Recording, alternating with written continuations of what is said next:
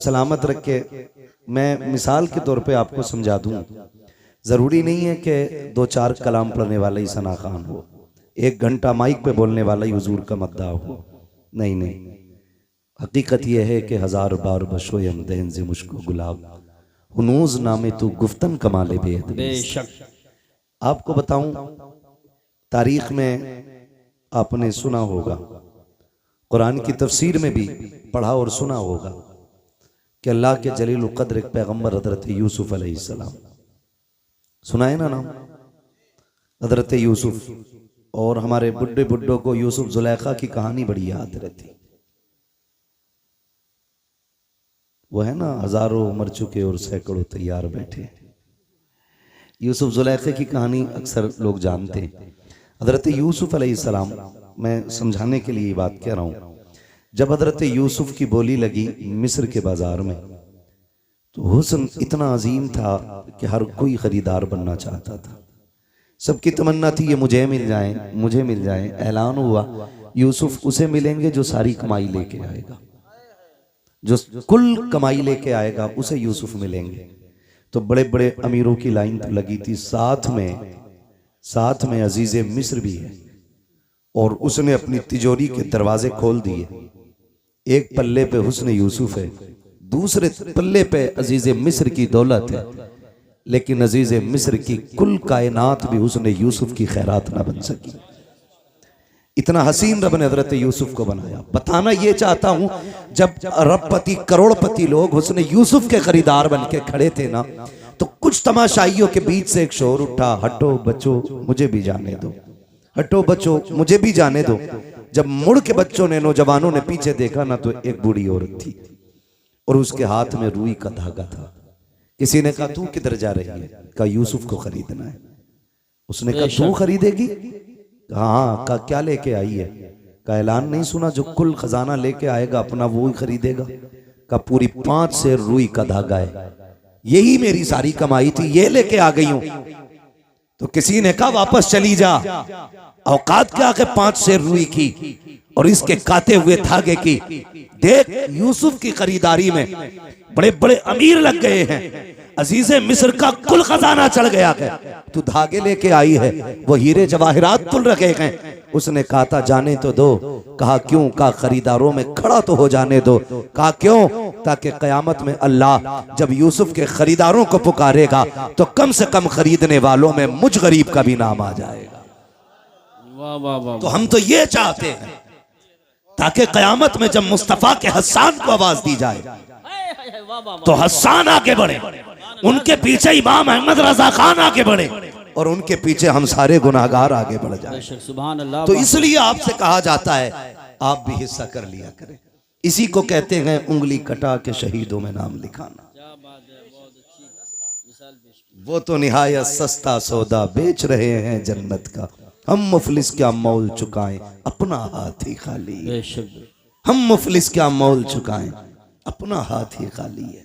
आज की ये महफिल सजाई और शुक्र रब का, किसी की टोपी से ऐसा नहीं लग रहा है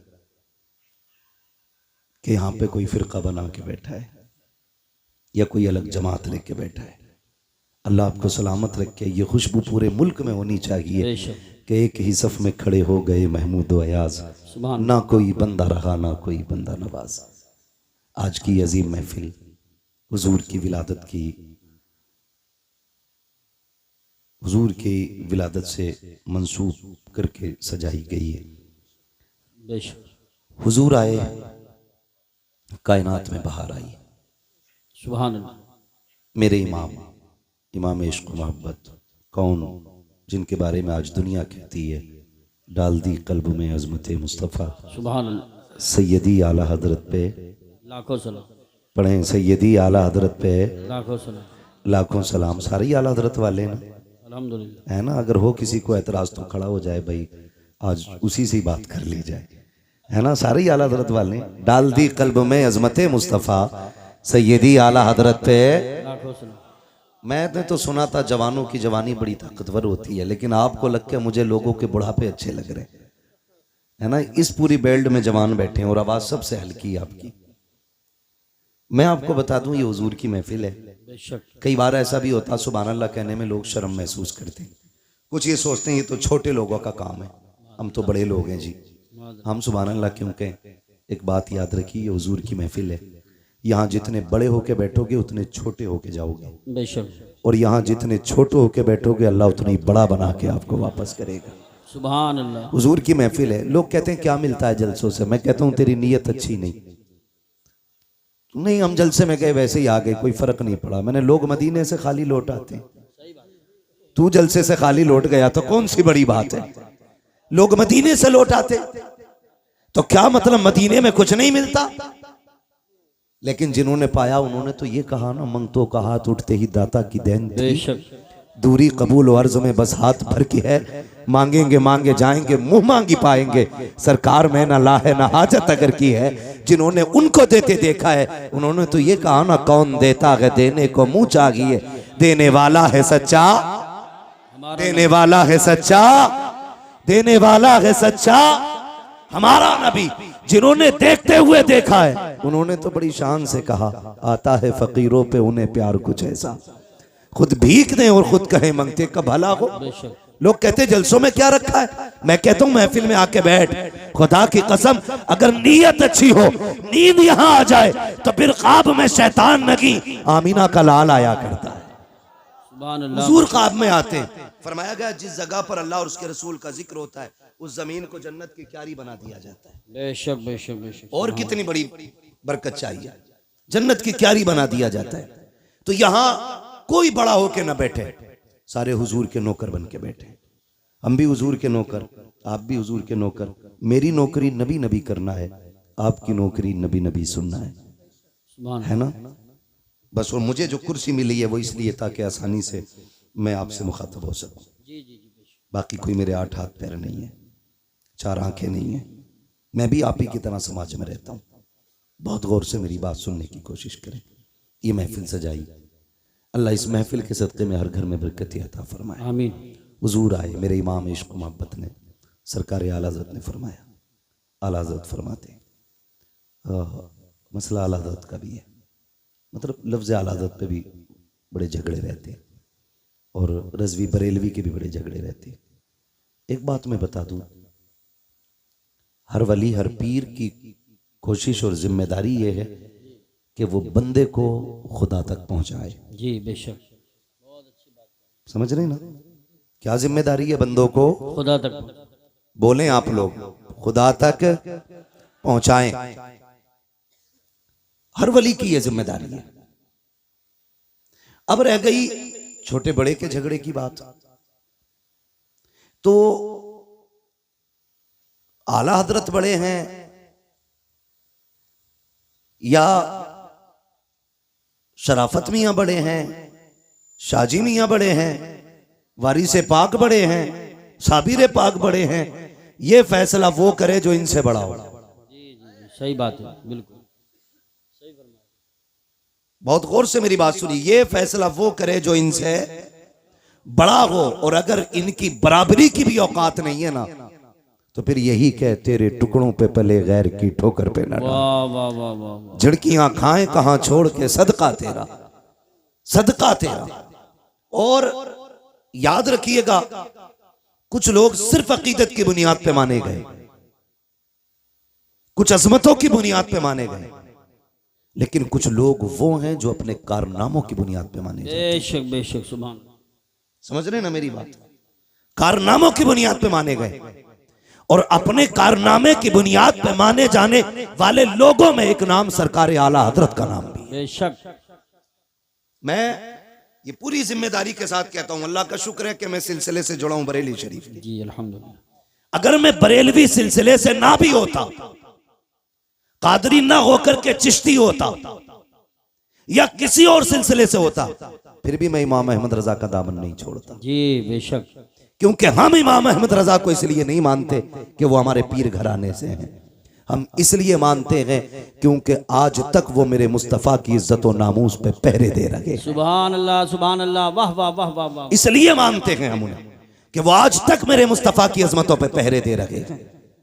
आज तक उन्होंने हमारे अकीदे की हिफाजत की हुई है, अगर यही बात होती तो हम अजमेर वाले को नहीं मानते, हम कहते थे वो हमारे सिलसिले में नहीं है, लेकिन हम अजमेर वाले को बरेली वाले से ज्यादा मानते हैं। जी बेशक, सुभान। क्योंकि ईमान लाने वाले को मोइनुद्दीन कहा जाता है, ईमान बचाने वाले को इमाम अहमद रजा खान कहा जाता है। सुभान अल्लाह। तो हम अपने मोहसिन का एहसान माने। अब अंगूठा छाप दौर नहीं रहा, अब सारे पढ़ने लिखने वाले लोग हैं। अब किसी के कहने पे किसी को नहीं माना जाएगा, अब देख करके काम माना जाएगा। इमाम अहमद रजा को सिर्फ नारे की बुनियाद पे नहीं, हकीकत यह है कि उनके कारनामे को पढ़ने की जरूरत है, उनकी तहकीकात को समझने की जरूरत है। इमाम अहमद रजा की पूरी जिंदगी पढ़ लीजिए, न अपने बाप का तहफ़्फ़ुज़ किया है, न खानदान का तहफ़्फ़ुज़ किया है, न नस्ल का तहफ़्फ़ुज़ किया है। खुदा की कसम, आज खान साहब अगर मोहतरम मेरी नजर में है इसलिए है कि उस खानदान में बरेली का अहमद रजा खान पैदा हुआ है, लेकिन उसके बावजूद मैं कहता हूँ इमाम अहमद रजा को इसलिए नहीं माना गया कि पठान घराने से ताल्लुक रखते हैं, इसलिए नहीं माना गया कि काबुल का खानदानी पठान है मेरा रजा, इसलिए माना गया कि जब अज़मत और नामूस पे उंगलियां उठाई गई, जब इल्मे गैब पर उंगली उठाई गई तो सारे खामोश थे। सबसे पहले उठने वाली आवाज को इमाम अहमद रजा की आवाज कहा जाता है, बरेली की आवाज कहा जाता है। मेरे इमाम ने जब इज्जत और नामूस पे बात मुस्तफा की आई थी और जब लोगों ने यह कहा था कि वो बड़े भाई की तरह है, गांव के चौकीदार की तरह है, तब मेरे इमाम ने कहा था खामोश हो जाओ, उनकी अजमत तो ये है, सरवर कहूं के मालिक को मौला कहूं तुझे, बागे खलील का गुले सेवा कहूं तुझे, तेरे तो वस्फ ऐबे तनागी से ऐबरी हैरा हूं मेरे शाख में क्या क्या कहूं तुझे। नारे तकबीर, नारे रिसालत, नारे गौसियत, मसलके आला हजरत, फैजान आला हजरत हजरत अल्लामा मुफ्ती हम्माद रजा साहिब क़िबला उलमाए अहले सुन्नत। सुभान। ये है दामन, ये है गिरेबां, आओ कोई काम करें, मौसम का मुंह तकते रहना काम नहीं दीवानों का। बेशक। अब हमें घर के झगड़ों से निकल करके बाहर के झगड़े देखने, घर के झगड़ों से निकल के बाहर के झगड़े देखने हैं। अब शजरों पे फख्र नहीं करना है, बेशक। अब मुरीदों की रजिस्टर्ड नाम बताकर के इलाकों पे कब्जों पे बात नहीं होगी। क्या कहने हैं, वाह वाह वाह वाह वाह। अब ये नहीं कहा जाएगा मेरा पीर अफजल या तेरा अफजल, अब ये कहा जाएगा सबसे आला वो औला हमारा नबी, सबसे बाला वो बाला हमारा नबी, सारे अच्छों में अच्छा समझिए जिसे, है उस अच्छे से अच्छा हमारा नबी, सब चमक वाले उजलों में चमका किए, अंधे शीशों में चमका हमारा नबी। सुभान अल्लाह, सुभान अल्लाह। बहुत खूब, बहुत खूब। और मैं तो खानकाही लोगों से भी गुजारिश करूंगा, अब वक्त बैठने का नहीं है, निकलो अब हुजूर की अजमत के लिए, निकलो उनकी नामूस के लिए। किसी की इज्जत मेरे हुजूर की इज्जत से बड़ी नहीं, किसी का खानवादा मेरे नबी के घराने से आला नहीं, कोई भी इज्जत और रफात में मेरे आका से आला नहीं। याद रखिएगा, अब इज्जत उसी की जाएगी जो हुजूर की नामूस की बात करेगा, जो हुजूर की इज्जत की बात करेगा। अब हमें खानकाही झगड़ों में नहीं पड़ना है, अब हमें पीरों की अफजलियत नहीं, अब हमें अपने नबी की बात करनी है, हम अपने नबी की बात करनी है। क्या तमाशा कम नहीं बना, क्या क्या न किया गया। हमारे खानदानी झगड़ों ने भाई को भाई के खिलाफ खड़ा कर दिया, अपनों को अपनों का कातिल बना दिया। मेरे भाई किस ख्वाबे गफलत में हो, कचहरी जाके देख लो, जाकर के खुदा की कसम मुकदमे सबसे ज्यादा हम पर हैं, जेलों में जाके देखो हमारी तादाद सबसे ज्यादा है। इमरजेंसी वार्ड में चले जाओ, सर फटे टूटे फूटे सबसे ज्यादा मुसलमान आ रहे हैं। मुझे बताओ तो सही, टांगे तोड़ने वाला कौन है, सर फोड़ने वाला कौन है? अब्दुल्लाह का सर अब्दुल रहमान ने फोड़ा है, अब्दुल रहीम का सर अब्दुल गफूर ने फोड़ा है। आपस के झगड़े हमारे हैं। मेरे भाई मैं कुछ कहना चाहता हूं, अब वक्त बहुत सर से ऊपर जा चुका है। जो कहा गया था जमाना अपनी चाल चल चुका है। अब गुलाम मुस्तफा को बेदार होने की जरूरत है। किस चीज का झगड़ा है? इसने मेरे पीर को नहीं माना, इसने मेरे हजरत के हाथ नहीं चूमे। बंद करो सबके हाथों को चूमना, अब सिर्फ उसके हाथ चूमे जाएंगे जिन हाथों में मुस्तफा के लिए हथकड़ी होगी। अब उसके कदमों को सर का ताज बनाया जाएगा जिसके कदमों में नबी के लिए बेड़ियां होंगी, और ऐलान किया जाएगा तुम्हें जाना तुम्हें माना, न रखा गैर से काम, लिल्लाहिल हम्द में दुनिया से मुसलमान गए। नारे तकबीर, नारे रिसालत, देखो हमारे नबी की शान, बच्चा बच्चा है, देखो हमारे नबी की शान। ए गुस्ताख, ए कुत्ते, देखो हमारे नबी की शान। बच्चा बच्चा है कुर्बान। वो भाई निकलो इन झगड़ों से, कब तक झगड़े करोगे ये? मेरा अफजल मेरा अफजल। वो भाई कितनी देर? ठीक है, मैं किसी के पीर के खिलाफ नहीं बोलता, मैं जानता हूं 2 रोटी खाते हो, घास तो खाते नहीं हो, जो जाकर के किसी ऊंट को पीर बना लोगे, किसी बकरे को पीर बना लोगे। 2 रोटी खाते हो, सोच समझ के फैसला किया होगा, और अगर डूब भी गए हो कहीं जाकर के तो आप जिम्मेदार होगे। उलमा का काम बताना है, हाथ पकड़ के मनाना नहीं। मर्जी है, लेकिन कहीं भी रहो हुजूर की इज्जत के पहरेदार रहो, हुजूर की इज्जत के पहरेदार रहो।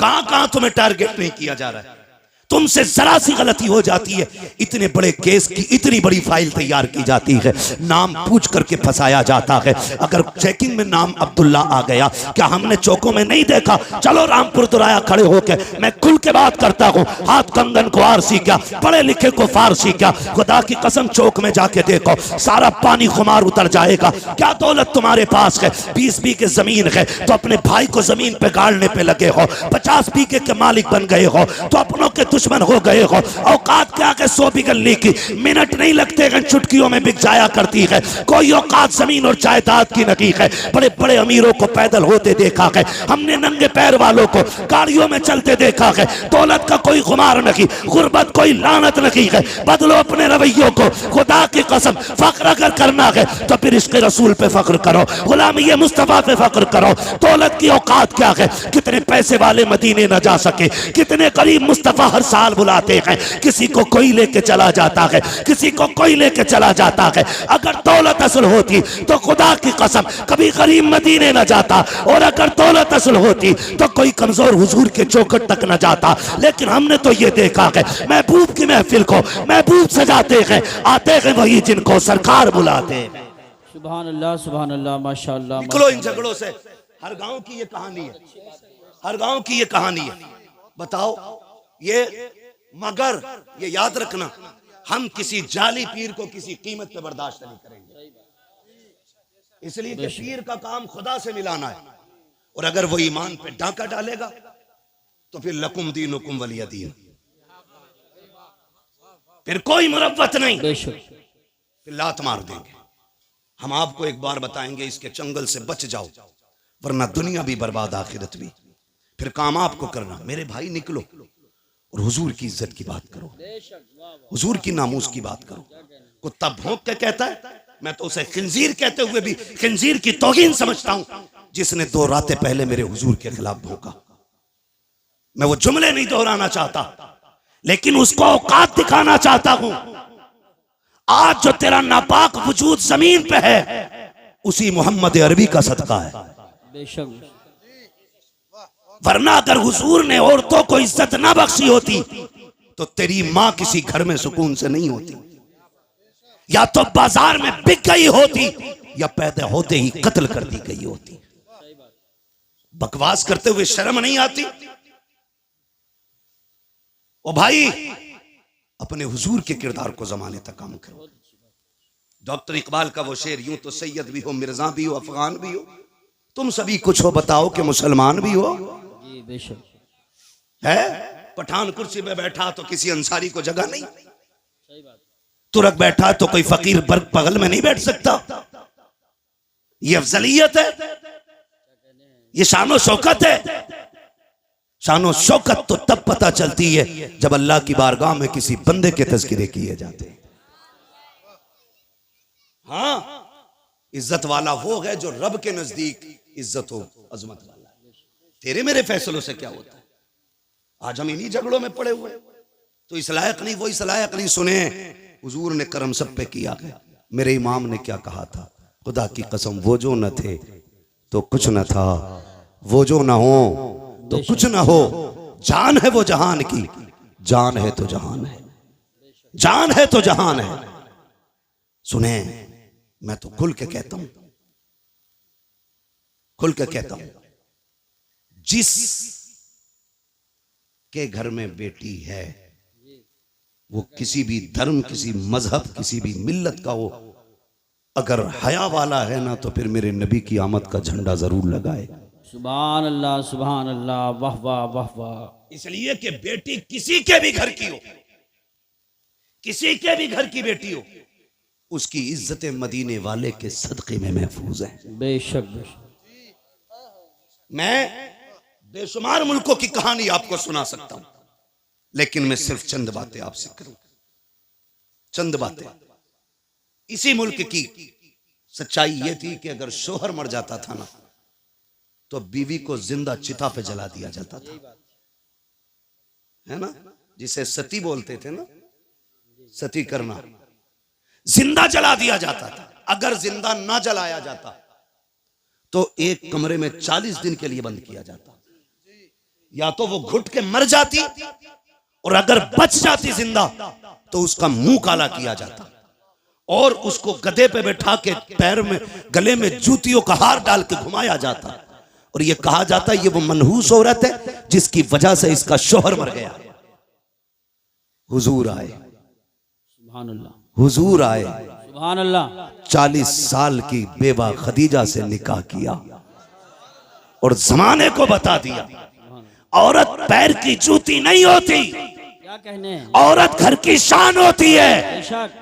जो जिंदा जलाया करते थे उन्हें यह बताया बेवाएं मारने के लिए नहीं, बेवाएं जिंदा रखने के लिए हुआ करती। सुभान अल्लाह, वाह वाह वाह वाह। बहुत गैरत क्यों नहीं आती, गैरत क्यों नहीं आती?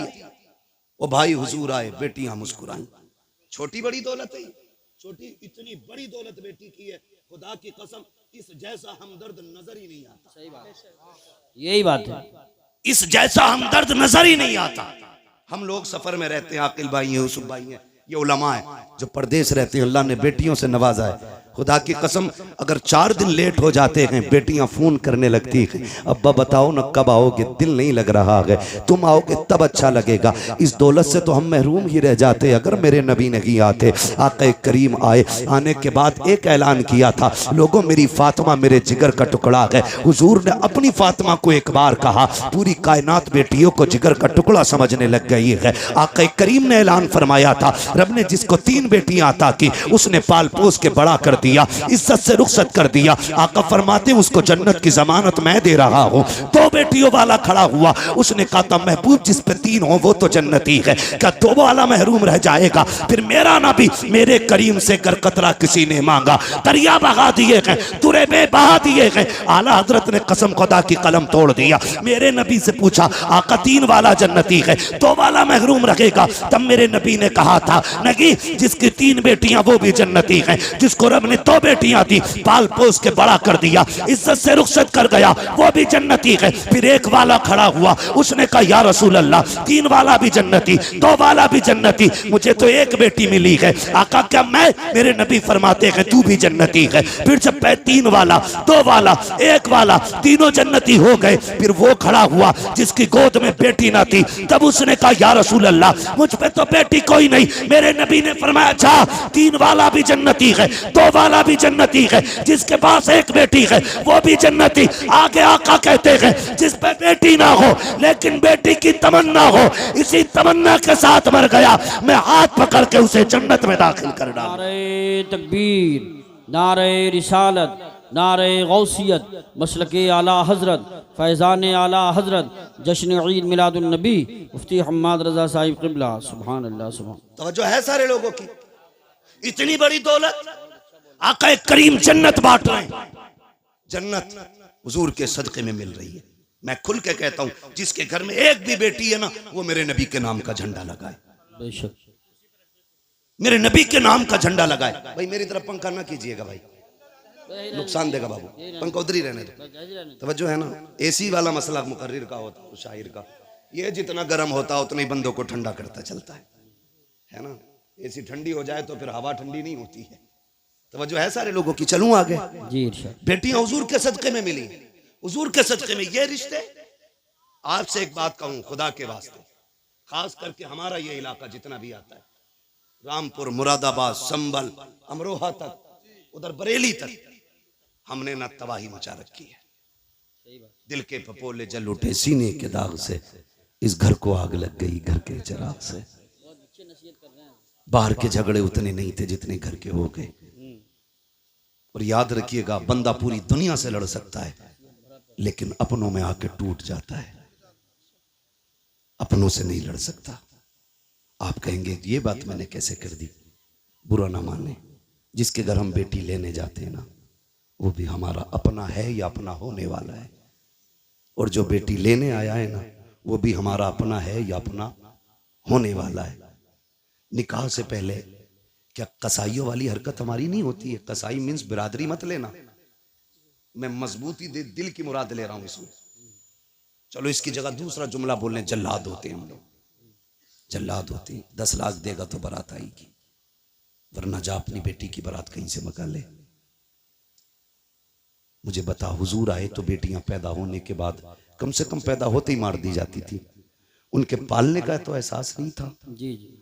आज 20 साल की बेटी को जब आग लगाई जाती है ना, तो सिर्फ एक बेटी नहीं मरती, कई खानदान मर जाते हैं।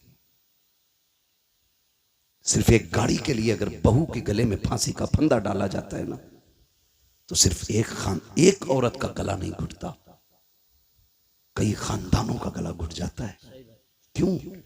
हुजूर बेटी बचाने आए हैं ना, और उम्मत की जिम्मेदारी थी बेटी की हिफाजत करती, और बेटी ही उम्मत ही बेटी की कातिल बन बैठी। आप कहें हमने तो किसी को नहीं मारा, चलो आपने अपना हाथ नहीं लगाया। अगर कोई गरीब गुर्बत की वजह से उसकी बेटी को कोई अपना नहीं रहा था और वो ट्रेन के आगे कूद के खुदकुशी कर लेता, तो बताओ इसके कत्ल में किसका हाथ है? कहीं ना कहीं हम जिम्मेदार नहीं है। नौजवानों जरा दिल पे हाथ रख के मेरी बात सुनो, मैं जन्नत बांटने नहीं आया, अलबत्ता हुजूर की बात आप तक पहुंचाने आया हूं। मेरा काम ही सिर्फ इतना है कि आका का पैगाम आप तक पहुंचाऊं, और ये जो सारी बात हम करते हैं हुजूर की बातों को आसान करके आप लोगों तक पहुंचाते हैं ताकि आप आसानी से समझ जाएं। तवज्जो है सारे लोगों की? जी जी। क्या ये हकीकत नहीं है? लोग आते नहीं है मस्जिदों में, इमामों से पूछो, आके रात की तन्हाई में कहता तावीज दे दो। लोग आते रिश्ता करने के लिए, लौट जाते हैं, पता नहीं क्या हो जाता। बेटी नेक भी है, खूबसूरत भी है, लेकिन इतना है, मैं उसकी मांगी हुई गाड़ी नहीं दे सकता। अलबत्ता मेहमानों को इज्जत की 2 रोटी तो मैं भी खिला देता हूँ। खुदा की कसम कमी कहीं नहीं रखी जाती है। हमारे खानदानों के इख्तलाफात, हसद की आग इतनी लगी रहती है। जहाँ किसी की बेटी की रिश्ते की बात आई, करवट वाला पता लगाता कहाँ के लोग आए थे, कहा फला जगह के, क्या हुआ कि 5000 रुपए दे गए अपना के। तो इतनी फिक्र उसको नहीं होती है जिसके घर रिश्ता हो रहा है, जितनी पड़ोसी को होने लगती है। कहता नंबर पता करो, नंबर निकालो, ढूंढ के नंबर निकाल के कहता यार तुम ही आए थे कल लड़की देखने? कहा हाँ आए तो थे। कहा तुम्हें कुछ और पता चला? कहा क्या? कहा बस रहने दो, अगर नहीं पता तो हम क्या बताएं।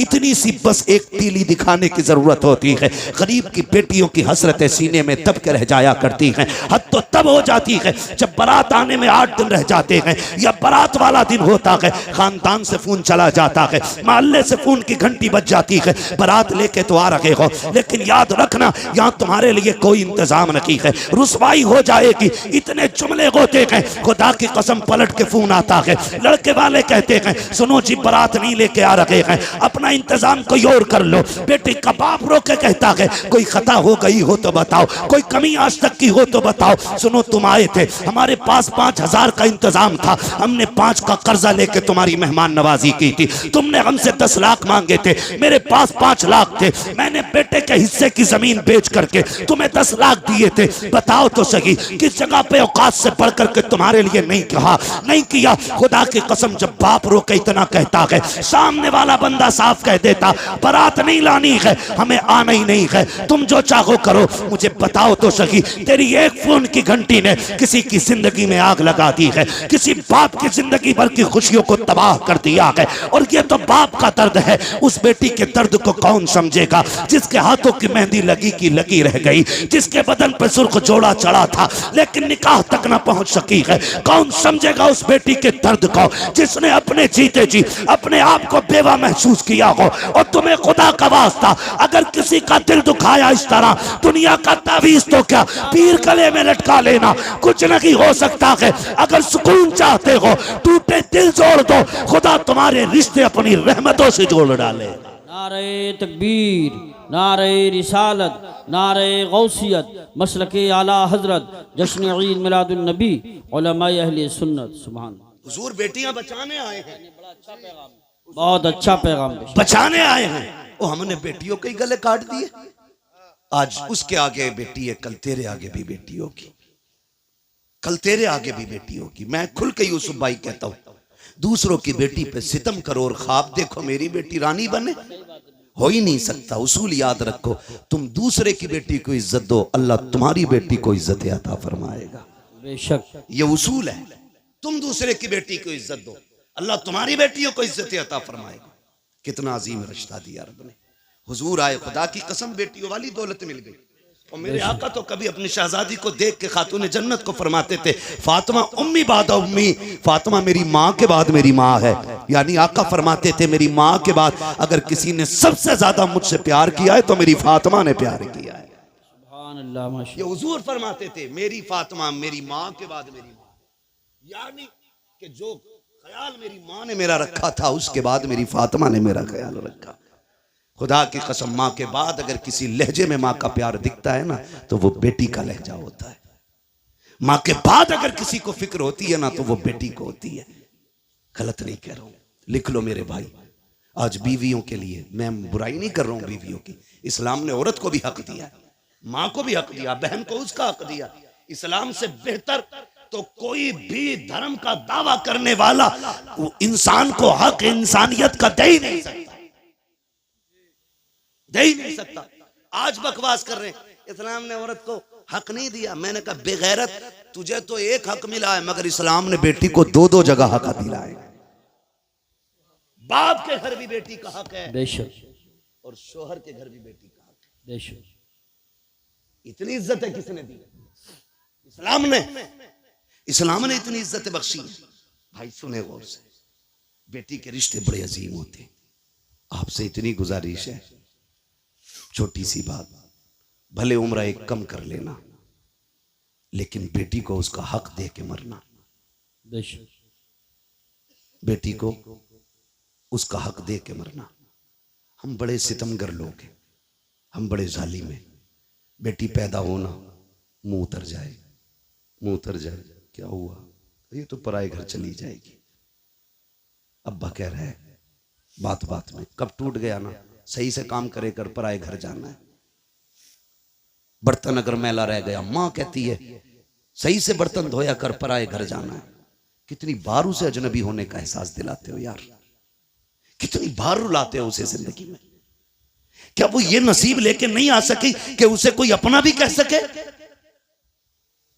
बाप के घर उसे पराए घर वाला कहा जाता है। और जब 18 साल बाप की नौकरी करके ससुराल जाती है, वहां कोई कमी हो जाए तो कहती है पराए घर से आई है। क्या दिया तुमने यार, क्या दिया तुमने उसे? एक हवेली का हक न दे सके। हजरत दुआ करना 7वां उम्र है। बेटी को क्या दिया? का कुछ नहीं जी, आग लगे तेरे सफर में। बेटियों का हक खा के हज करने जा रहा है, अल्लाह मुंह पे मारेगा ऐसी इबादतें। वो कहेगा बंदे का हक अदा नहीं किया, मेरा हक अदा करने आया। लाजिम है आप पे, आप बेटी का हक दे के जाओ। वरना इतना जरूर कर लेना, कम से कम 16 कमरों वाली हवेली में एक छोटा सा कमरा बेटी के नाम कर जाना। सोच रहे हैं ना मैं क्या कह रहा हूं? 20 कमरे की हवेली में एक छोटा सा कमरा बेटी को दे जाना, ताकि कल तेरे इंतकाल के बाद अगर वो आए तो अपना हक समझ के हवेली में पैर रख सके, भाई और भाभी की इजाजत की मोहताज ना हो। खुदा की कसम, बेटियां तब नहीं टूटी जब बाप का आंगन छोड़ के प्रदेश गई हैं। बेटियां तब टूट जाती हैं जब उन्हें मैके आने के ताने मिला करते। कहां के इंसान हैं हम? कितनी इंसानियत हमारे बीच में? मुझे बताएं, अपनी बहन रोते हुए दरवाजे से जाए तो फिर तुझे इंसान कहलाने का हक किसने दिया? एक कमरा बेटी को दे के जाना, वरना कई बहनें रो के कहती हैं 7 साल हो गए भाई बुलाने नहीं आया। अब्बा थे तो मैं हर 8 दिन में, महीने में चली जाती थी। जब से बाप का जनाजा उठा है मैं तो मैं कहीं भूल गई। क्यों? क्योंकि हमें दौलत प्यारी हो गई, रिश्ते प्यारे नहीं रहे। खुदा का वास्ता यार, बहनों के साथ ये सितम न किया करो। क्या बिगाड़ा बहनों ने हमारा? क्या बिगाड़ा? यही कि 18 साल बिना तनख्वाह के हमारे वक्त पे कपड़े धुलती रही, बगैर कहे हमें बिस्तर बिछे मिलते रहे। यह कसूर था बहन का कि जब भी तू परदेश से आया कभी तुझे ठंडा खाना नहीं खाने दिया। यह खता थी बहन की। बहनें कहती रही मेरा भाई यूसुफ आता होगा, मेरा भाई आकिल आता होगा, मैं उस वक्त रोटी पकाऊंगी जब यह दस्तरखान पे बैठेगा। बता इतनी फिक्र कौन करेगा? उसके लिए तुमने बहन छोड़ दी जो पका के रख के कहती किचन से निकाल के खा ले, जो कहती मुझे वक्त नहीं है, तू लेट आया, खाना मैंने वक्त पे बनाया था, उसके लिए बेटियां छोड़ दी। बदलो यार अपने आप को। खुदा की कसम बहुत बड़ी नेमत हुजूर के सदके में बहन की शक्ल में मिली है, बहुत बड़ी दौलत बेटी की शक्ल में मिली है।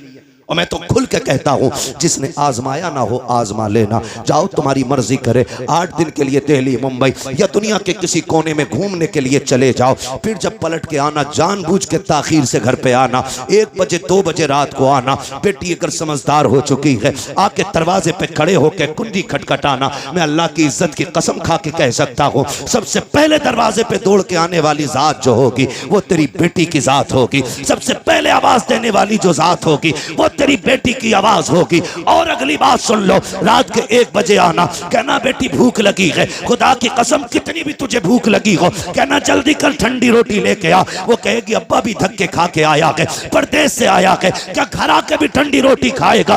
वो तेरी बेटी तुझे ठंडी रोटी नहीं खिलाती है क्योंकि तू उसका बाप है। तो तुम्हारे दिलों पे कैसे पत्थर लग जाते हैं कि जायदाद बेटों को दे जाते हो, बेटियों को तुम महरूम कर जाया करते हो। क्या बेटियों का रिश्ता तुमसे नहीं है? खता क्या है बेटी की? क्या वो बेटी का इसलिए उसको छोड़ा जा रहा है? वो मर्द नहीं है। कहा नहीं जी, बेटियां पराए घर जानी है, बेटा अपने घर रखेगा। याद रखिएगा बेटा अगरचे बुढ़ापे का सहारा होता है लेकिन बेटियां माँ बाप के लिए आखिरत का सहारा हुआ करती हैं। सुभान अल्लाह माशाअल्लाह। बदले अपने रवैये।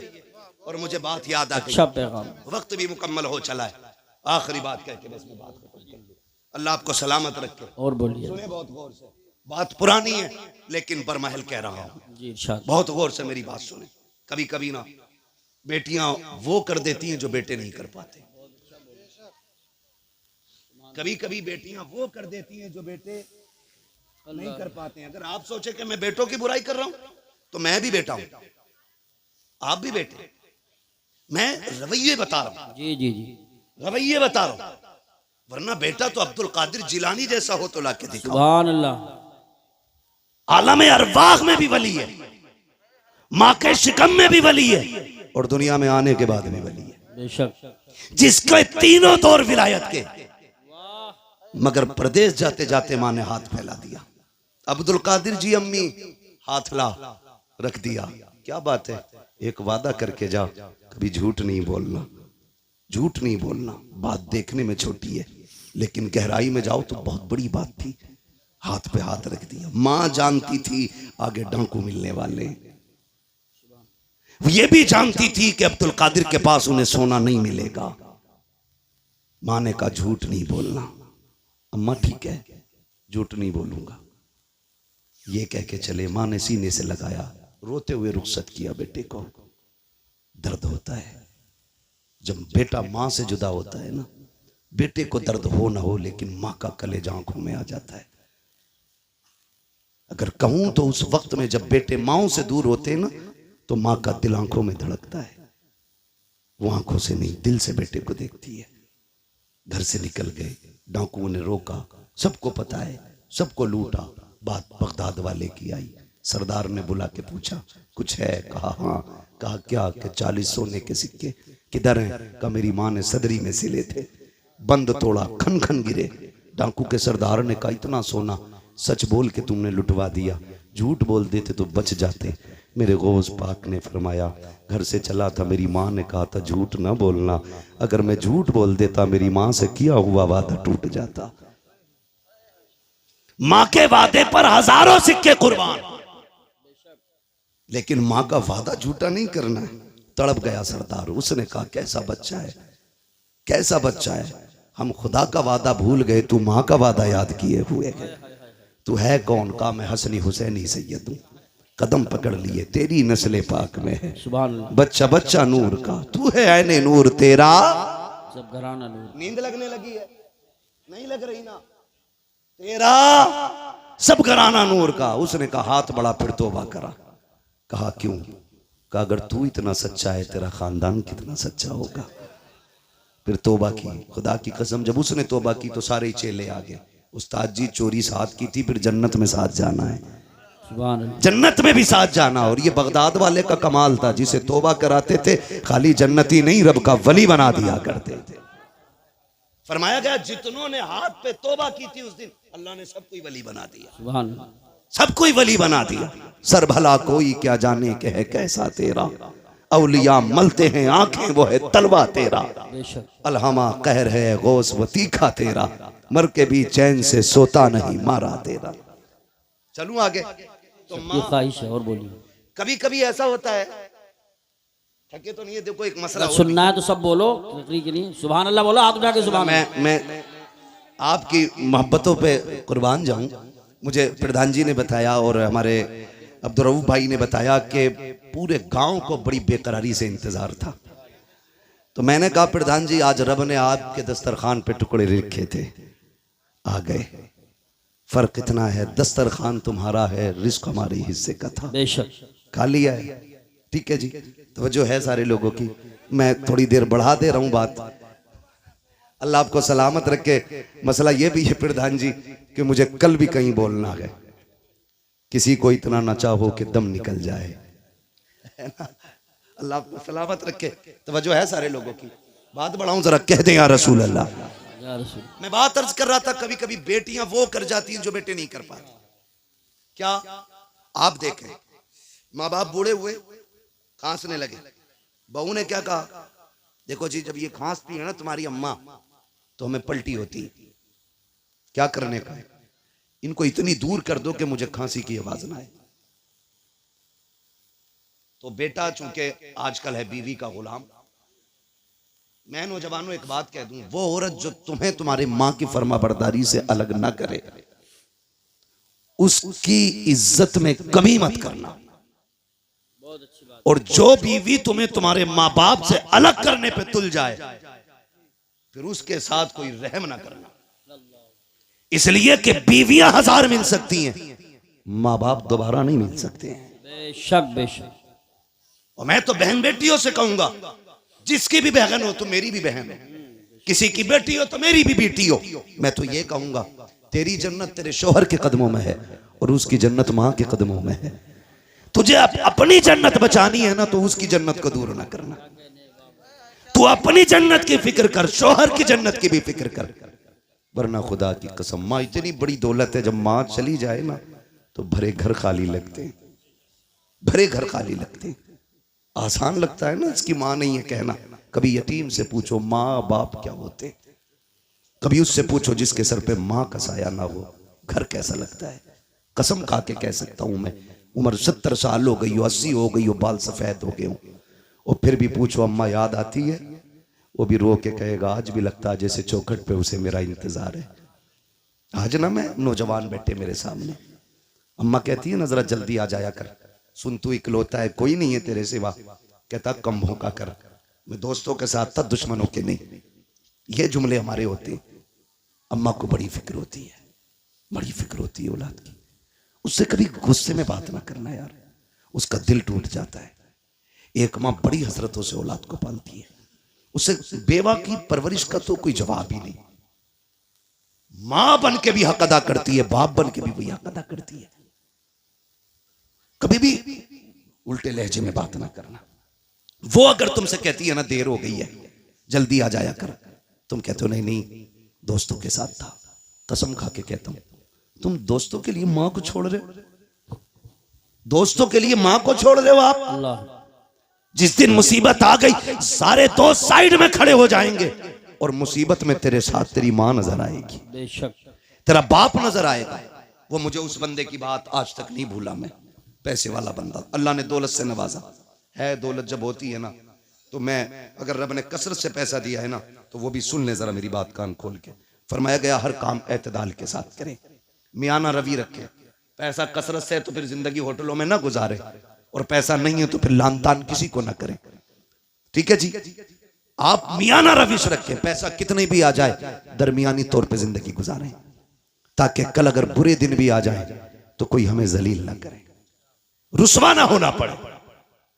बहुत ऊपर लेवल चढ़ के नहीं। आज 4 लोग जूता उठाने वाले, 5 पानी पिलाने वाले बन गए फटीचर, तो फिर लोटा भी पकड़ना नहीं आ रहा है। बहुत अच्छा पैगाम। मियाना रविश रखा करें। पैसे वाला था, दौलत दी अल्लाह ने, सैकड़ों दोस्त, अमीरों के बहुत दोस्त होते हैं, और गरीब को तो कोई वक्त पे कर्ज भी नहीं देता यार, उधार भी कोई नहीं देता। लोग उधार भी उन्हें देते हैं जो गुंजाइश वाले लोग होते हैं, कमजोर को तो हम उधार तक नहीं देते। देगा कहां से ये, देगा कहां से ये? अल्लाह ने तुझे अगर 10,000 देने की हैसियत नहीं दी, 1000 दे के काम चला दे उसका, और जब तक तू इसे ढील देता रहेगा अल्लाह तुझे हर दिन 1000 रुपए सदका करने का सवाब अता करता रहेगा। सुभान अल्लाह। आम के आम इस्लाम में गुटलियों के भी दाम वाह वाह वाह वाह वाह। है, तो होता नहीं है ऐसा। यकीन करें, अमीर मर जाए या बीमार हो जाए, यूसुफ भाई अस्पताल, गरीब चला जाए, गरीब, तो लोग खैरियत भी इसलिए नहीं पूछने जाते कहीं कर्जा ना मांग ले, कहीं पैसा ना ले ले, और पैसे वाले की टांग टूट जाए तो सारी पड़े होंगे, फुर्सत नहीं मिलेगी, बेंच पे जगह नहीं मिलेगी बैठने की। 4 आ रहे हैं, 4 जा रहे हैं, पता है जिस दिन जुड़ जाएगी घर के ही काम आएगा। मतलबी लोग हैं हम, मतलबी लोग। बीमारी तो छोड़ो, गरीब का तो जनाजा भी नहीं उठाना चाहते हम लोग। अल्लाह अकबर। अमीरों के जनाजे में बढ़ बढ़ के कांदा देते हैं। ये इस्लाम नहीं है, ये इस्लाम नहीं है। मेरा नबी है, अरब की जमीन है, तपती हुई गर्मी है। औरत आई, उसने इशारा किया, हुजूर तपती हुई दोपहरी में उठे, जाके बातें करने लगे। बहुत देर तक बात करती रही। जब वो अपनी मर्जी से बात करके गई, सहाबा कहने लगे, महबूब आपको 63 साल जिंदगी में पूरी कायनात संवारनी है, आप इतना कीमती वक्त उस पागल के लिए खर्च कर दिया, इसे कोई मुंह नहीं लगाता। मेरे नबी के नबूवत वाले होठ खुले और आका करीम ने फरमाया, सहाबा जिसे कोई मुंह नहीं लगाता क्या उसे मैं भी मुंह ना लगाया करूं? सुभान अल्लाह, माशाअल्लाह। मेरे हुजूर ने फरमाया, जिसे कोई सीने से नहीं लगाता उसे सीने से लगाने के लिए मैं आया हूं। ओ भाई, ये सुन्नत है हुजूर की, जिसे दुनिया जलील करे तुम उसे इज्जत दो, तुम इसे इज्जत दो। मैं अर्ज कर रहा था, बात बढ़ गई। कहां खोले हैं गेसू यार ने, खुशबू कहां तक है। कभी कभी बेटियां वो काम कर जाती हैं जो बेटे नहीं कर पाते। माँ बीमार हुई, बाप बीमार हुआ, बेटे ने छोड़ दिया, लेकिन बेटियां नहीं छोड़ा करती, बेटियां नहीं छोड़ा करती। अगर गलत कह रहा हूं तो बताओ। तुम जिन्हें लावारिस समझ के ना जायदाद का एक बीसा जमीन नहीं देके जाते जो उसका अपना हक है, जी जी जी, बीघे भर की हवेली में एक बैठक उसे नहीं देके जाते, तुम्हें क्या लगता है? खुदा की कसम सुने, हमने जनाजे ऐसे भी देखे, जब बाप का जनाजा उठता है तो बेटियां जनाजों के साथ दौड़ी हैं कि हमें भी इनके साथ ले जाओ। अब जीने का मतलब खत्म हो गया है। जिसके घर में बेटी है, मैं नहीं जानता वो अपने आप को क्या समझता है, लेकिन इतना जानता हूं, जिस बेटी के सर पे बाप का साया होता है ना, वो बेटी अपने आप को शहजादी समझा करती है, शहजादी समझा करती है। बेटियां होती हैं, हम बेटियों को लावारिस कर देते हैं। सुने बेटी क्या होती है, बात याद आ गई तो मैं ये बात कर जाऊं। अल्लाह ने एक अमीर को 4 बड़ी बड़ी फैक्ट्रियां दी। कितनी? सो गए? खत्म कर लूं? कितनी दी? सारे बोलेंगे तब आगे बढ़ूंगा, वरना मेहनत कर रहा हूं। 4 दी ना? 4 बेटे अल्लाह ने उसको दिए, 4 बड़ी बड़ी फैक्ट्रियां, लेकिन कुछ अकाउंट में भी था। उसको अल्लाह ने बड़ी बेटी अता की। बड़ी बेटी हुई, उसने उसकी शादी कर दी। शादी के बाद कोई समधी से या किसी से अनबन हो गई, ठीक है ना? ये मूज का झगड़ा भी ना हमारी कौम को तबाह किया हुआ। सही बात। आज कोई छोटा होना ही नहीं चाहता कि भाई सलाम कर ले का क्यों करूं, मैं उससे कम हूं क्या? मुहावरा तो ऐसे बोलते हैं, माइक में नहीं बोल सकता। हाँ, मिंबर का भी एक एहतराम है अपना। ये मिंबर रसूल है, इसकी कदर करते हैं और करनी भी चाहिए। मैं नहीं बोल सकता, कहा मैं उससे जाकर सलाम करूं। बहुत घटिया जुमला बोल के मुहावरा बोलते नहीं। फरमाया गया, जो पहले नाराज भाई को सलाम करता है, अल्लाह उसके सारे गुनाह माफ फरमा दे। है ना, मरने के बाद सबको जन्नत चाहिए और जिंदगी में किसी को मतलब नहीं। गलत नहीं कह रहा हूं, मर जाना तो कह रहा मेरे अब्बा बड़े नेक थे, रोज एक गिलास चिड़ियों को पानी पिलाते थे। चल चिड़ियों का पानी याद है, और तेरे अब्बा ने मोहल्ले भर का जो खून पी रखा था वो। मरने के बाद नेकी याद आ रही है, जिंदगी में जो उसने खून पिया वो नहीं याद आया। अब तो ये चाहते हैं कोई मौलवी 40 में आए और कह दे मैंने ख्वाब देखा तेरा बाप जन्नत में, और ये रहे कागजात। यही बात सही कह रहा हूं मैं अखिल भाई? ये सोचे बैठे मुश्किल घड़ी है। हजरत अली कब्रिस्तान से गुजर रहे हैं, सलाम किया, अस्सलाम वालेकुम या अहल क़ुबूर। आवाज आई वालेकुम अस्सलाम। आपने फरमाया कब्र वालों बताओ क्या हाल है। उन्होंने कहा अली पहले ये बताओ जिन्हें हम छोड़ के आए थे उनके क्या हाल है। कहने लगे किन की बात कर रहे हो? कहा हम अपनों की बात कर रहे हैं। मौलाए कायनात फरमाते हैं किसे अपना कहते हो? वो तू जिसे बेवा छोड़ के आया था उसने निकाह कर लिया, जो तेरे यार थे उन्होंने दूसरे दोस्त बना लिए, और वो जो तूने हवेली बनाई थी ना, तेरे बच्चों ने इतनी दीवारें खड़ी की हैं कि घर का घरुआ बन गया है। तेरे बच्चों ने उनका नक्शा ही बदल के रख दिया। किन्हें अपने कह रहा है? अब तुम बताओ तुम्हारा क्या हाल है। उन्होंने कहा हम ये समझते थे बिल्डिंगें गाड़ियां ये कामयाब जिंदगी है। कहा कब्र में आए तो पता चला कि यहाँ पे दुनिया का सिक्का नहीं, जाके जमाने से बता देना यहाँ मदीने वाले की गुलामी का सिक्का चला करता। कहा कैसा पाया? कहा बहुत लज्जतें थी दुनिया में, लेकिन कहते हैं जब मौत का पहला झटका लगा ना, कहते हैं जो कड़वाहट मौत के पहले झटके पे महसूस हुई थी, अभी तक वो कड़वाहट हमारे मुंह से नहीं गई है। अल्लाह, खेल नहीं है। बदलो अपने रवैये। वो कहा जब कब्र में आए जो इसने झटका दिया है, कब तक कांप रहे हैं।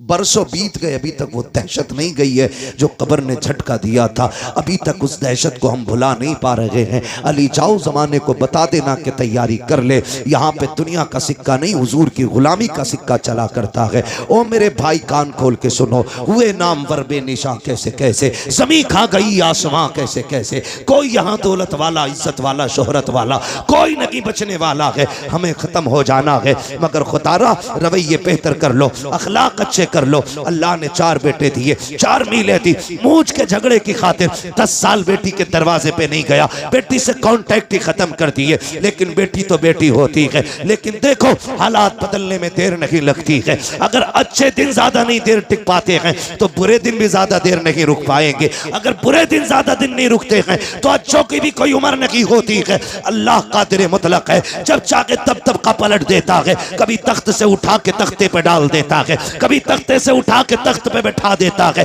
ये वही कादिर मुतलक है। कभी उसकी जात को ना भूलना, अकड़ने की जरूरत नहीं है। अपने आप को उसके आगे झुकाए रखना, कभी दौलत पे गुरूर ना करना। नाक मूंछ के झगड़े को एक तरफ डालो, हुजूर के सच्चे गुलाम हो जाओ। नाक की खातिर उसने 10 साल बेटी को नहीं देखा। इत्तेफाक से तबीयत खराब हुई, दर्द हुआ, हॉस्पिटल लोग लेकर के चले गए। डॉक्टर ने चेकअप करके कहा तेरे गुर्दे फेल हो चुके हैं, अब जिंदगी कम रह गई है। उसने कहा बड़ा पैसा है, इलाज की कोई सूरत? उसने कहा बच जाएगा अगर तुझे गुर्दा मिल जाए। उसने कहा जितना चाहे पैसा ले ले, अल्लाह ने बड़ी दौलत दी है, गुर्दा चेंज कर दे। डॉक्टर ने कहा नहीं जी ये गुर्दे मिला खरीदा नहीं करते हैं। कहा फिर? कई तेरा अपना गुर्दा देगा, उसके बाद तेरी जिंदगी बच पाएगी। बड़ा घमंड था उसे 4 बेटों पर, बड़ा गुरूर था उसको बेटों पर। उसने कहा 4 बेटों के लिए जिंदगी कुर्बान कर दी, बूढ़ा हो गया इन्हें पढ़ाते लिखाते, क्या ये मेरे लिए इतना नहीं कर सकते? उसने कहा बुलाओ बेटों को। 4 बेटों को जब बुलाया गया, सबसे पहले बाप ने बड़े बेटे से कहा बेटे मैं कुछ और दिन जीना चाहता हूँ, तुम्हारे बीच रहना चाहता हूँ। डॉक्टर ने कहा जीना है तो एक गुर्दा लाना पड़ेगा। बेटे एक गुर्दा दे दे, मैं भी तेरे साथ कुछ दिन जी लूं। बेटे ने इतना सुना, लहजे बदल गए बेटे के। उसने कहा तुम अपनी जिंदगी बर्बाद कर चुके हो, हमारी क्यों बर्बाद करना चाहते हो? हम गुर्दा दे करके अपनी जिंदगी बर्बाद नहीं करेंगे। जब बेटे ने इतना कहा, उसने दूसरे बेटे की तरफ देखा, उसका भी यही जवाब। तीसरे बेटे की तरफ देखा, उसका भी यही जवाब। सबने इनकार कर दिया। फिर आज आंखों में एहसास के आंसू आए हैं। ख्याल आता है मैंने इनके लिए जिंदगी बर्बाद की जिन्हें मेरी एक सांस अच्छी नहीं लग रही है, जिनको जिंदगी मेरी प्यारी नहीं लग रही है। ओ खुदा का वास्ता बाप की इज्जत किया करो, बाप की कदर किया करो। अगर बाप जान भी मांग ले हंसते हंसते दे दिया करो, इसलिए कि तेरी जान बाप की उस रात की कीमत नहीं चुका सकती है जब वो रात को आधी रात में मजदूरी करके पैदल आया आया था, कोई सवारी पे बैठाने वाला नहीं था। थक के आया, तूने मुस्कुरा के अब्बा कह दिया था, उसकी सारी थकन तेरे दो जुमलों से उतर गई थी। बेशक नारे तकबीर, नारे रिसालत, नारे गौसियत, मसलके आला हजरत। वो बाप है। और नौजवानों में तुमसे कह दूं, बाप एक दरख्त है, औलाद एक टहनी है। याद रखिएगा, टहनी कितनी भी मजबूत और हरी भरी क्यों ना हो, अगर जड़ से जुदा हो जाती है, तने से टूट जाती है, तो फिर वो हरी नहीं रहती है। बेशक बेशक, ये याद रखना, फिर वो हरी नहीं रहती है। जो औलाद माँ बाप के साये में परवरिश पाती है, उसके वजूद की नशो नुमई अलग होती है। और जो बाप से दूर रहते हैं, वो जिस्म कभी फल नहीं पाते। बेशक, इसलिए कि बाप का साया ही बेहिसाब बरकत वाला होता है, बेहिसाब बरकत वाला। टूट गया बाप, डॉक्टर से कहा चल यार, मुकद्दर में जिंदगी की चंद सांसें हैं, हॉस्पिटल ले चल, इलाज कर। उसने कहा क्या इलाज करना, गुर्दे फेल, फिर आदमी खत्म। कहा कोई तो दवा होगी। कहा कोशिश करता हूं, बचना नहीं है, कुछ सांसें अगर हिफाजत से आ जाएं। उसने कहा ठीक। भर्ती हुआ, बेटे लौट गए। बाप नाराज हो गया। जब यह हादसा हॉस्पिटल में हुआ ना, तो बात खानदान तक पहुंची, चलते चलते रिश्तेदारियों में पहुंची, फिर ये बात चलते चलते उस बेटी के दरवाजे तक पहुंच गई जिसके दरवाजे पे 10 साल से बाप नहीं गया था। उसके दरवाजे पे पहुंची जिसके दरवाजे पे 10 साल से बाप नहीं गया। उसे पता चला बाप के गुर्दे फेल हो चुके हैं। डॉक्टर ने गुर्दा मांगा गया, भाइयों ने देने से इनकार कर दिया कि कोई अपना ही देगा तब जिंदगी बचेगी। 6 माह के बच्चे को सीने से लगाया, 100 किलो 150 किलोमीटर का सफर करके बेटी हॉस्पिटल आ गई। बाप से नाराजगी है, डॉक्टर से आके कहती फला नाम का मरीज किस वार्ड में है? कहा फला वार्ड में। कहा जल्दी कर मेरा गुर्दा निकाल और उसके डाल दे। कहा तू है कौन? का बस ये ना पूछ, अब तो सब मना कर चुके हैं, फिर तहकीक किस बात की है? मेरा ऑपरेशन कर, तुझे गुर्दा चाहिए, मैं देने आई हूं। बच्ची ने गुर्दा दिया, वापस जाने लगी। कुछ दिन रुकने के बाद जब वापस जाने लगी, डॉक्टर ने कहा बेटी बताना तू है कौन? कहा क्या करेगा पूछ के? कहा अगर मरीज ने पूछा तो क्या बताऊं? कहा कुछ मत बताना। उसने कहा नहीं बताना, मेरी भी जिम्मेदारी बनती है, कुछ तो पता बता के जा, कहां की रहने वाली है? बच्ची ने कुछ नहीं बताया। कहा अगर जिद करता है तो कागज कलम दे दे। बेटी ने एक तहरीर लिखी, लिखने के बाद बंद की, कहा इसको संभाल के रख, अगर निकलने के बाद मरीज खुद पूछे तब ये निकाल के देना, अगर ना पूछे तो दे मत देना, इसे फाड़ के फेंक देना। अल्लाह अकबर। इतना कह के बेटी तो चली जाती है। कुछ दिन के बाद जब उसकी छुट्टी होने वाली है, पूरा खानदान आ गया, चारों बेटे आ गए, क्योंकि अकाउंट में बैलेंस बाकी था। उन्होंने सोचा मरते मरते अब्बा को राजी कर लो, लेकिन बाप बाप होता है, जब बाप की अना पे आ जाती है तो मर जाता है, लेकिन औलाद के आगे झुका नहीं करता है। बाप को यही एटीट्यूड, यही काफी है कि वो तेरा बाप है। खुदा की कसम, जब बेटे दरवाजे पे आके खड़े हुए हैं, सबने कहा था मिलना चाहते हैं, कहा मुझे किसी से नहीं मिलना है। जो लोग खिदमत थे, कहा पहले वहां लेके चलो, मैं डॉक्टर का शुक्रिया अदा करना चाहता हूं। डॉक्टर के पास बाप गया, कहा यार तेरा एहसान है, मेरे अपनों ने तो ठुकरा दिया था, तूने जिंदगी बचाई है। डॉक्टर ने कहा मेरा शुक्रिया अदा न कर, शुक्रिया अदा करना है तो उस बच्चे का शुक्रिया अदा कर जो तुझे गुर्दा दे के तेरी जिंदगी बचा के गई है। जैसे इतना सुना बेकरार हो गया। कहा कौन थी वो बच्ची? का नाम नहीं बताया। कहा कहां की रहने वाली थी? का कुछ नहीं कहा। कहा अब कहां तलाश करूं? का मैं क्या बताऊं? का कोई तो रास्ता होगा। उसने कहा याद आया, जाते जाते एक तहरीर दे करके गई थी। उसने अपने केबिन में जाकर के डेस्क से वो कागज निकाला, ला के दे दिया। का जाते जाते उसने ये दिया था। जैसी उसने उसको खोल करके पढ़ा है, अभी पहली लाइन पढ़ी है, चीख निकल जाती है, जमीन पर बैठ जाता है। डॉक्टर ने कहा यार बता तो सही, इस तहरीर में ऐसा क्या लिखा है कि तू खुद को ना संभाल सका? उसने कहा डॉक्टर मैं वो कमनसीब बाप हूं जो 10 साल से अपनी बेटी के दरवाजे नहीं गया था। ये जो खत है मेरी उसी बेटी का खत है। का इसमें लिखा क्या है? बच्ची का खत पढ़ के तो सुना। उसमें लिखा था अब्बा जी तेरी बेबस और मजबूर बेटी का सलाम, तेरी बारगाह में कबूल हो। अब्बा मैं वो कमनसीब बेटी हूँ, 10 साल से तू जिसके दरवाजे पे नहीं आया। अब्बा मुझे ये नहीं पता मेरी खता क्या है, मेरा कसूर क्या है, मैंने तेरा बिगाड़ा क्या था। अब्बा जी तुझे क्या बताऊं, 10 सालों में जितनी ईदें आई हैं, दुनिया चांद देखने के लिए छत पे चढ़ती है, लेकिन मैं अपना चांद देखने के लिए दरवाजे पे आती हूँ। अब्बा जब चांद नजर आता है लोग मुबारकबादियां देते हैं, मेरे बच्चे भी आके कहते माँ सब ने तो कपड़े पहन लिए हैं, तुम कब बहनों की तो मैं कह देती हूँ, ए बेटे जब तुम्हारा चांद दिख गया, तुम्हारी ईद हो गई है, अभी मेरा चांद नजर नहीं आया है, जब मेरा चांद नजर आएगा तब मेरी ईद होगी। अपने बच्चों से ये कह दिया करती हूँ, अब्बा 10 साल हो गए तू पलट करके नहीं आया, ए मेरे बाप तूने 4 मीलें बेटों के नाम कर दी, जायदाद में मुझे फूटी कोड़ी नहीं थी, अब्बा मैं तुझसे नाराज नहीं हूँ, मुझे तेरी नाराजगी की वजह तो नहीं मालूम है, लेकिन मेरे बाप मैं तुझे गुर्दा देने आ गई हूँ, नाराज ना होना अब्बा, मैं तुझे तकलीफ देना नहीं चाहती, ये जो गुर्दा दे रखी हूँ ये तुझ पे एहसान नहीं किया है मैंने, ए मेरे बाप तूने 18 साल सीने से लगा के पाल लिया था, तो अगर जायदाद न दी तो क्या हुआ, 18 साल रोटी तो खिला दी थी, 18 साल बेटी कह के आवाज तो दिया था, 18 साल तूने सीने से लगा के रखा था, ये तेरा एहसान इतना बड़ा है, अगर इसी के बदले में जान भी मांगेगा अब्बा तेरी बेटी हंसते हंसते जान दे दूंगी। मेरे बाप मुझे पता चला तुझे गुर्दे की जरूरत है, बेटियों ने बेटों ने इनकार कर दिया है, अब्बा मैं तेरी बेटी ठहरी, मैं बर्दाश्त न कर सकी, मैं तुझे गुर्दा दे करके जा रही हूँ और एहसान नहीं किया है, इसकी कोई कीमत भी नहीं मांगती हूँ, अब्बा तेरी मर्जी है, ईद पे आना या मत आना, बेटी से मुलाकात करना या ना करना। उसने आखिरी जुमले लिखे थे, कहा अब्बा तेरी बेटी इतना चाहती है, अगर तुम मुझसे राजी हो गया है तो इतना कर देना,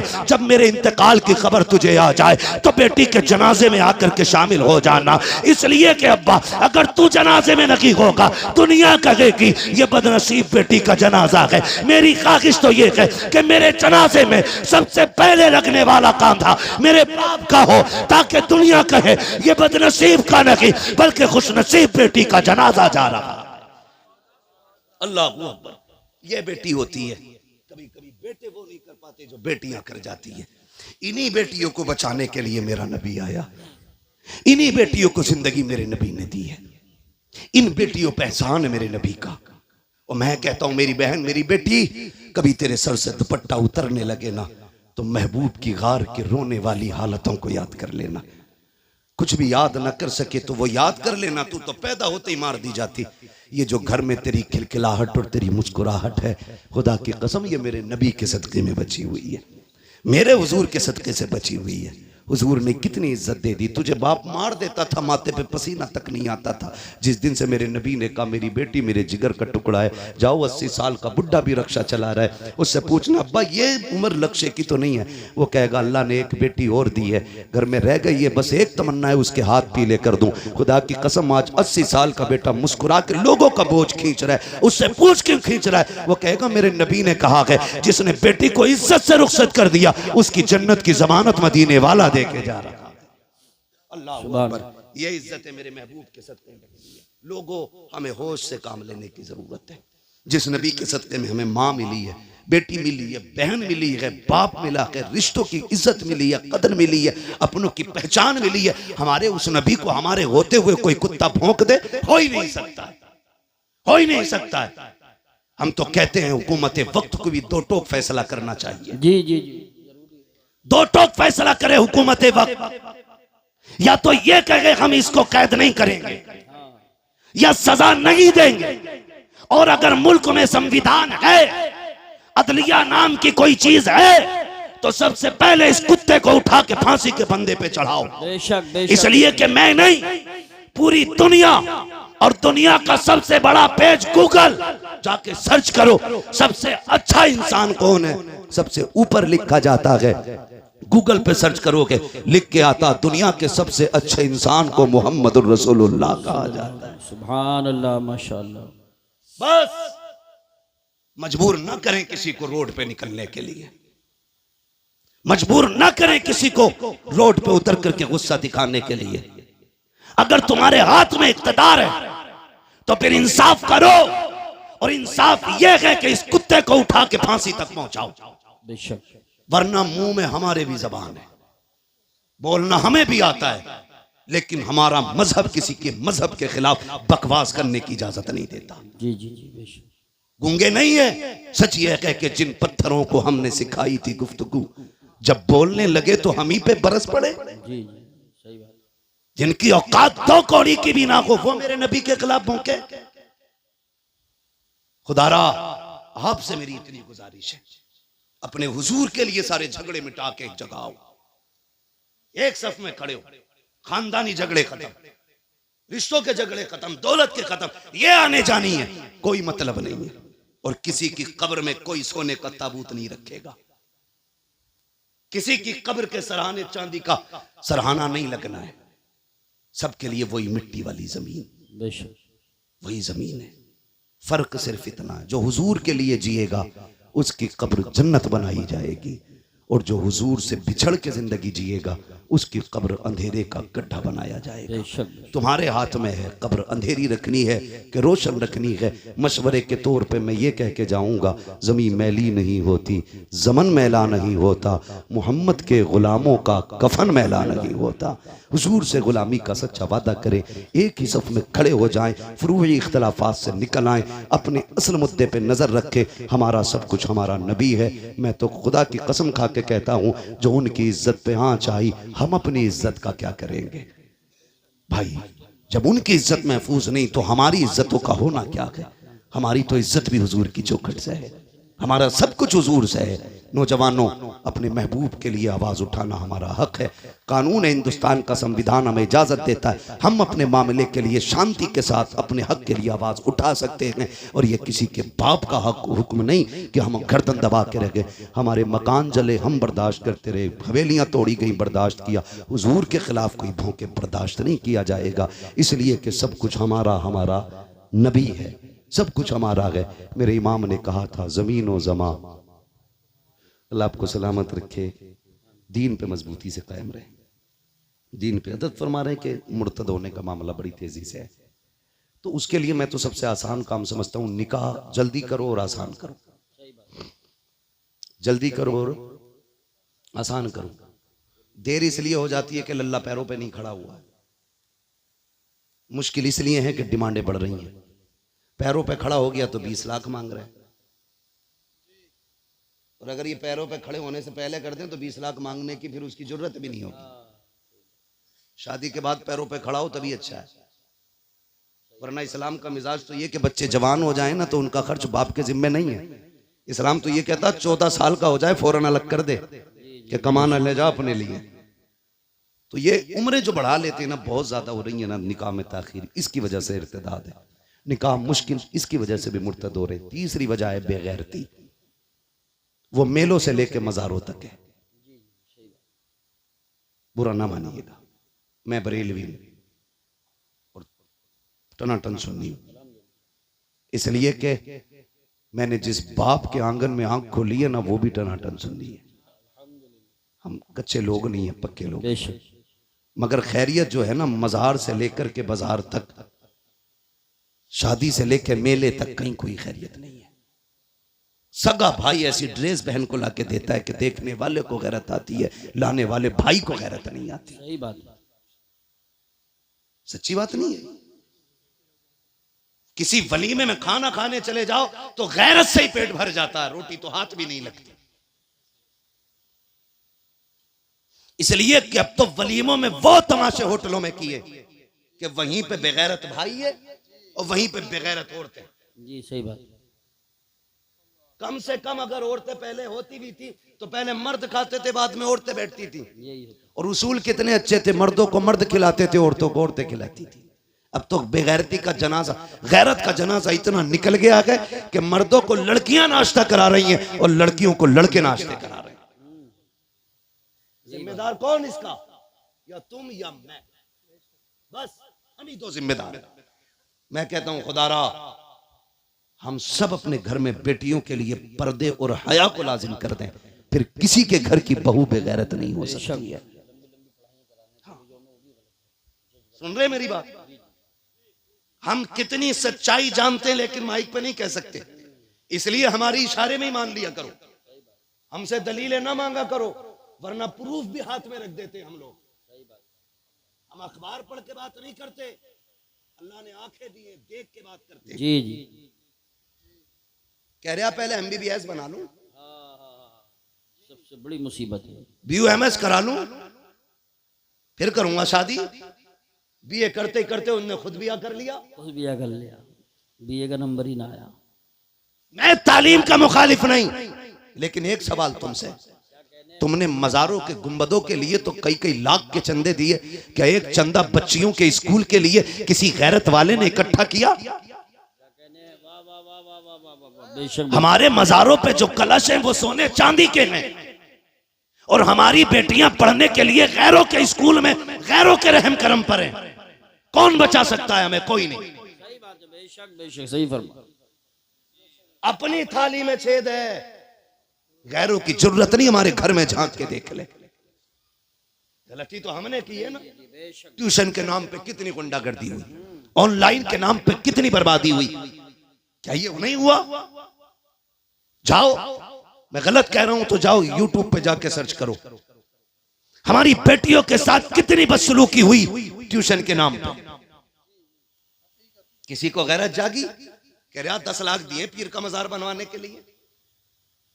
कसम खा के कहता हूं, जा तू सोने का मजार बनवा दे पूरे पीर का, और तेरे 1 रुपए के खर्चे से किसी गरीब की बेटी को तालीम मिल सकती थी या उसकी इज्जत बच सकती थी, तो तेरे 10 लाख से ये 10 रुपए खर्च करना ज्यादा बेहतर है। बेशक।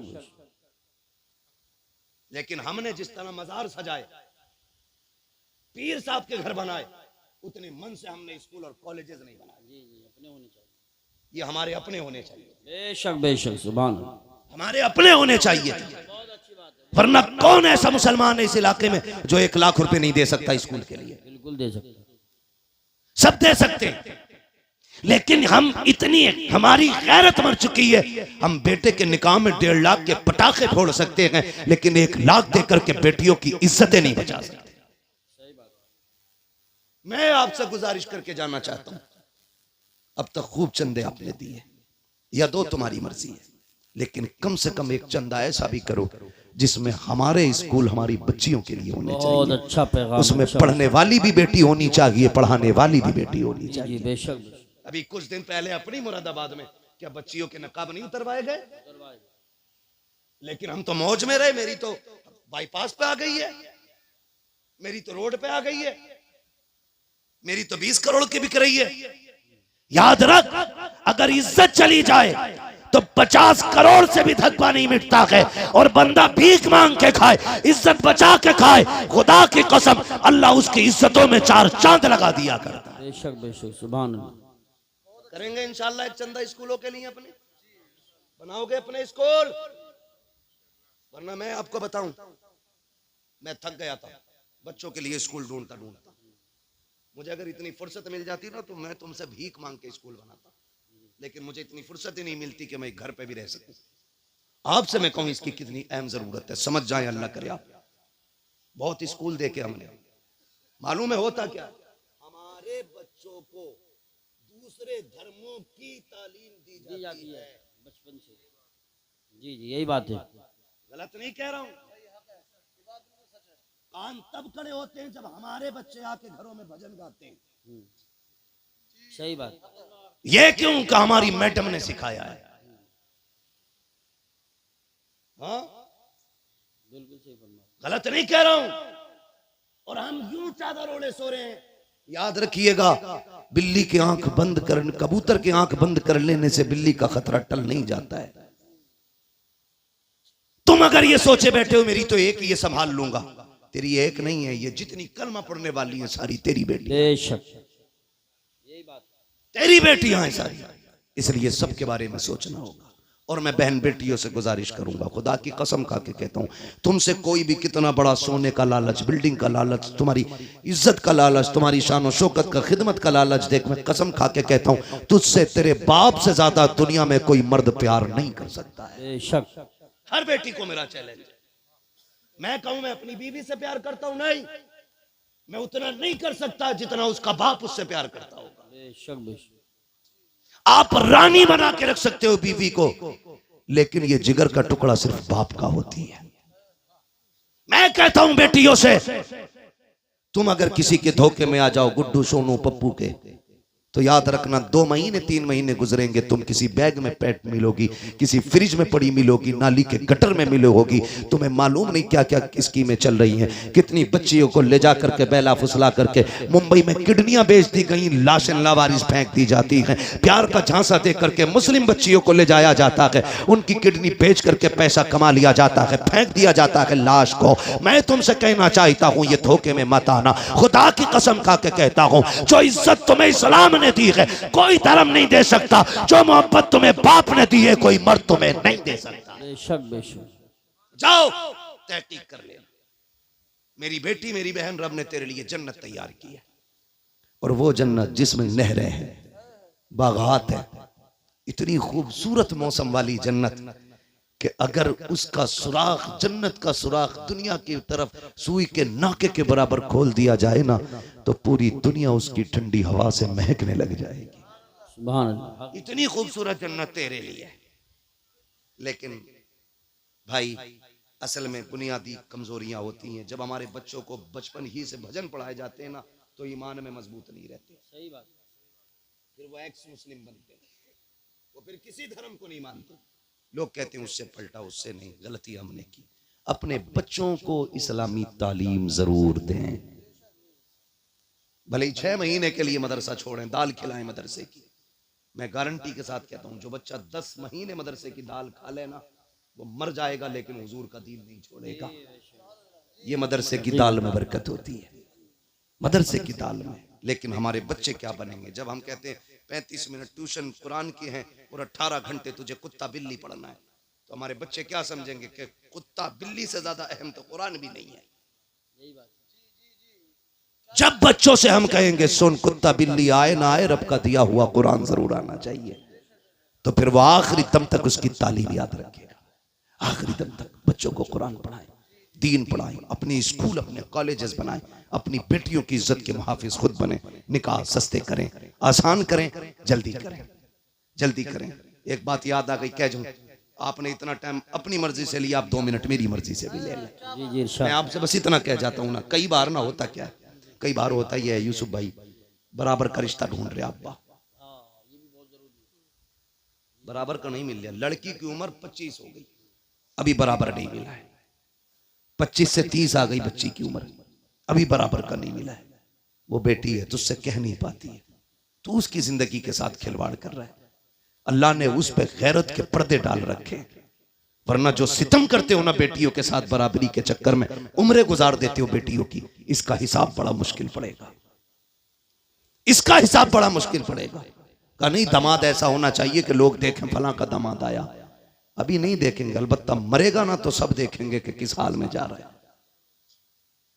दामाद ऐसा मत देख कि लोग रास्ते खाली कर दें, दामाद ऐसा देख अगर मरे तो लोग बढ़ बढ़ के कंधा दें, बढ़ बढ़ के कंधा दें। ये असल इज्जत होती है, क्योंकि खुदा की कसम लहद में इश्क़ रुखे शह का दाग लेके चले, अंधेरी रात सुनी थी चराग लेके चले, तेरे गुलामों का नक्शे कदम है राह खुदा, वो क्या भटक सके जो ये सुराग लेके चले।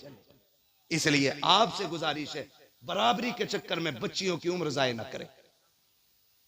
अगर आप सिर्फ इस पे कंट्रोल कर लें, वक्त पे बच्ची और बच्चियों की शादियां करने लगे, तो बहुत सारी बुराइयों का दरवाजा बंद हो जाएगा। करेंगे इंशाअल्लाह।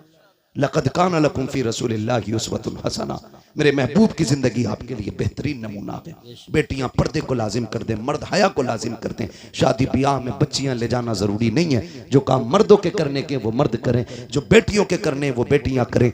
बारातों का इस्तकबाल, जूस का गिलास, दूध का डब्बा बंद कर, ये कोई लुल्ल लंगड़ा नहीं आया है जो इसे तू खिलाएगी तो खाएगा। अल्लाह का शुक्र है दौड़ दौड़ के निकाह कर रहा है, तो ये भाग के लूला लंगड़ा नहीं है कि अपने हाथ से पिला रही है। गैरत वाली बन। सुनो, जिन मर्दों का इस्तकबाल औरतें करती हैं वो मर्द नहीं, वो हिजड़े होते हैं, और जिन मर्दों का इस्तकबाल मर्द करें वो मर्द हुआ करते हैं, और जिन औरतों को मर्द खिलाते हैं वो गैरत वाली नहीं, बेगैरत होती हैं। उनकी गोद से हाफिज कारी सलाहुद्दीन नहीं आते हैं, डांसर पैदा होते हैं, शैतान पैदा होते हैं। बेटियां गैरत वाली होती हैं तो फिर औलाद भी इज्जत वाली पैदा हुआ करती है। बेशक बेशक, सुभान अल्लाह। करेंगे इंशाअल्लाह, ऐसा इंशाअल्लाह वादा करें इंशाअल्लाह। नबी के दीन पर मजबूत रहिएगा, मजबूत रहिएगा, और ये कभी ना सोचिए हालात खराब हैं। इसे खराब नहीं कहते। इससे ज्यादा हालात तो तब खराब थे जब खाली 39 लोग ईमान लेके आए थे। जी जी बेशक। इससे ज्यादा खराब थे। इससे भी ज्यादा खराब तब थे जब 313 बदर में उतरे थे। हमें हालात से न डराना, हम मौत की आंखों में आंखें डाल के बात कर सकते हैं, इसलिए कि हम जानते हैं हम यहां जीने के लिए नहीं, हम हुजूर के नाम पे मरने के लिए आए हैं। जिन्हें जिंदगी प्यारी है वो जिंदगियों में रहे। अल्लाह हमें हुजूर की गुलामी में रखे। उससे बेहतरी जिंदगी नहीं हो सकती जो हुजूर के नाम पे कुर्बान हो जाए, हुजूर के नाम पे कुर्बान हो जाए। सारी वादा करते हैं वफा करेंगे हुजूर से इंशाअल्लाह। इंशाअल्लाह वादा करें, सारे लोग करें वादा, जितने लोग करते हैं वफा करेंगे हुजूर से।